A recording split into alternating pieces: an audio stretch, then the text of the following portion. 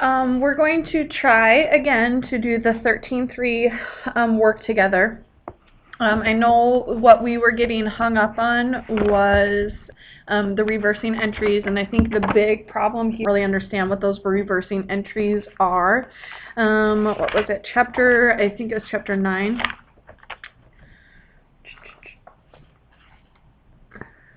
Yeah, if you turn back to chapter 9, you'll see those reversing entries that we did, and I kind of have a feeling that we were doing them, but maybe not quite understanding why we were doing them. And so, I'm going to go back to this section, and I think that this is our big thing right here. On page 389 in our book, it tells us if an adjusting entry creates a balance in an asset or a liability account, then Limelight is going to reverse that adjusting entry. And so what we really need to look at is our worksheet and what adjusting entries have created a balance in those assets or those liabilities. So I'm going to get my 13.3 work together, and we've already started that a little bit. So we did the first 2 entries, but I'm going to go over that a little bit more. You guys should probably take out your workbook, pages 48 and 49, because we need to look at our worksheets. Okay, so I'm looking at my worksheet here, and I'm going to look at my adjustments in my assets and my liabilities. Okay, so here's my asset section, and here I see my first adjusting entry. Now this adjusting entry has created a balance in that asset. Okay? So because it's created a balance in that asset, I'm going to go back and I'm going to reverse that entry. So that's why I see here's my reversing entry for that receivable. Okay? So I look here and I see that this is letter A. That was a debit, so I'm simply going to credit my interest receivable for that same amount. Now, what I had credited before was my interest income, and you will see that is on line 58 in your worksheet. Okay, so now we're just going to debit that. So we've reversed that adjusting entry that we put in, or we journalized earlier. Okay, the second one, we're going to go and look down again. Okay, and when we look at these, we already had a balance when we made these adjustments, so therefore that adjustment did not create a balance, so we're just simply going to skip over those. Now we're going to get down into our payables, okay, and our first one that we're going to see is here's interest payable, and there was no balance before. We did an adjusting entry, and now there is a balance. So this means that we're going to reverse that entry. So here we had a credit, we credited interest payable, and we debited our interest expense, so we're just going to reverse that. Okay, so that means that we're going to debit our interest payable and we're going to credit our interest expense, and that amount was $152.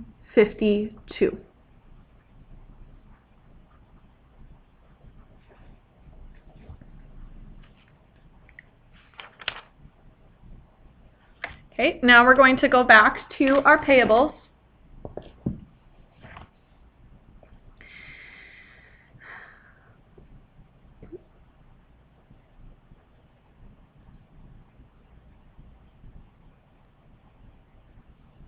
In our payables, we're going to see, okay, so we've done our interest payable. The next one that we're going to see is this federal income tax payable. Now, do we do a reversing entry for our federal income tax payable? Hopefully you're saying no. If you read the rest of that page 389, it does say that the only reversing entry that we do not do is for that federal income tax payable. Okay. The next thing that we're going to look at then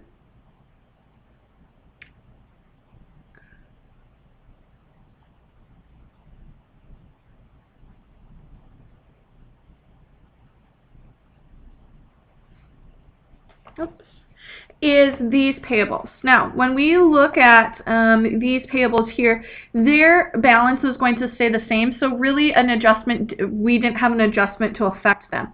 Here we see a payable, and this adjustment is going to affect the balance, and we still have a balance in my federal income tax payable.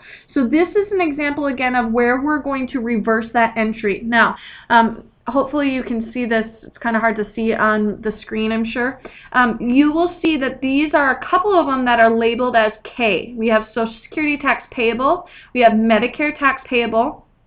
Then when we go down here, we also have unemployment tax payable and unemployment tax payable, or federal and state. We're going to reverse that whole entry of K. So if you looked farther down to look at what we debited our payroll tax expense. So that's what we're going to credit there. So the first thing that I'm going to debit is my Social Security tax payable. Then I have a Medicare tax payable.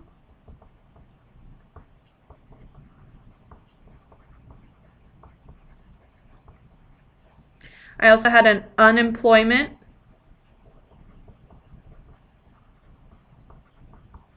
tax payable, and that was a federal. And then I have another unemployment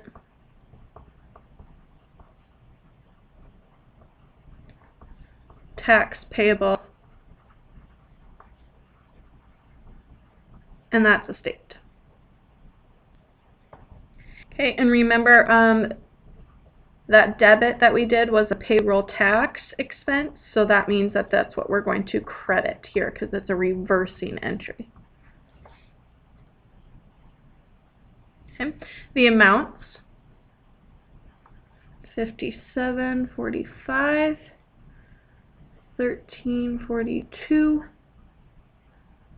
$201, $48.90, and I'm going to add up those total, or I could look on my adjusting and I would see $121.78. Okay. So going back to my worksheet here.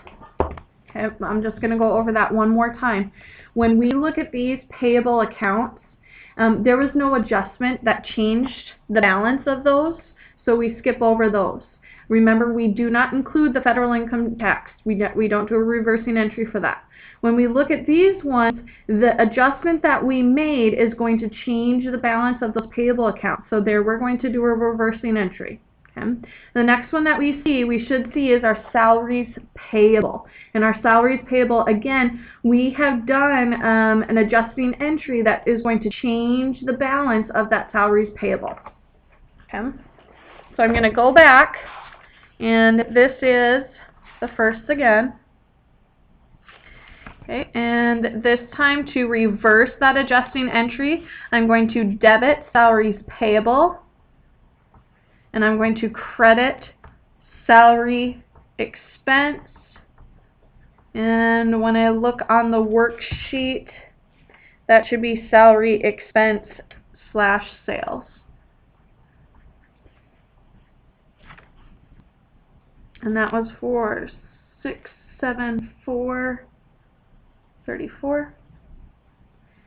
674.34.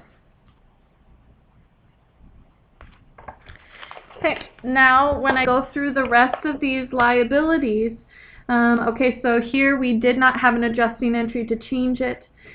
Here we've already done that reversing entry, and we go through, and now we're done with our payables. Okay, so those are our only reversing entries. So really think of it this way. If that adjusting entry is going to change what our balance is for our payables, then we're going to reverse that entry. Hopefully that made a little more sense to you guys. Now, the rest of the time, what you guys are going to be doing, I want you guys to do the 13.3 on your own. I didn't have you do the whole 13.2 work together, or the 13.3 work together, okay, because it was a lot of writing. However, you are going to have to write out everything in 13.3 on your own, okay? Once you're done with 13.3 on your own, the application problem that goes with that is going to be 13.4. Now, this is a lot of work, and I'm not expecting this to be done when I get back, okay? So you will have the rest of today to work on this, you will have Friday to work on this, you will have Monday, you will have Tuesday. Once I get back on Wednesday, we'll kind of talk about where you guys are at and how much more time you need. I kind of expect you to take Wednesday at least to work, maybe even Thursday and Friday. Okay? That does not mean, though, that you get to slough off in class and do other things. I want you guys working on this. If you're not going to work on Chapter 13 in class, then I will have the sub just give you guys that Chapter 13 test before I get back. Okay? So please be on your best behavior. I'm not worried about you, so I'm hoping that's good for me. And I will see you later.